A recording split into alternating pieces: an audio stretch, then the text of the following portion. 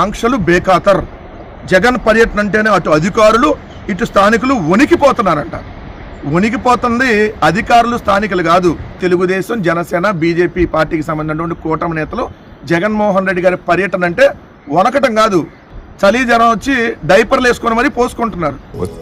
కారిపోతుంది కదా సార్ మీకు. ఎందుకు ఆయన పర్యటనకు ఆ జనాన్ని చూసి అంటే ఆ జనం ఏందిరా, ఆ జన సునామీ ఏందిరా, ఎక్కడికి వెళ్ళినా వేలాది మంది జనం జగన్మోహన్ రెడ్డి గారికి స్వాగతం చెప్తూ జన సునామీ కనపడతా ఉంది. ఆ జన సునామీలో కొట్టుకొని పోతాం మనం అందరం చెప్పి ఏడుస్తూ ఉన్నారు. మీరు నిబంధనలు ఉల్లంఘించే వారిపై చర్యలకు పోలీసులు సిద్ధమవుతున్నారు. ఎంతమంది మీద పెడతారా కేసులు? పెట్టుకోండి. మీ కేసులకు మా ఇంటి గేటు దగ్గర ఉన్నటువంటి కుక్క కూడా భయపడదు. మీరు పెట్టే కేసులకి కేసులు పెడితే అరెస్ట్ అవుతాం, జైలుకు పోతాం, మళ్ళీ వస్తాం, మళ్ళీ వెళ్తాం జగన్ గారి పర్యటనకి.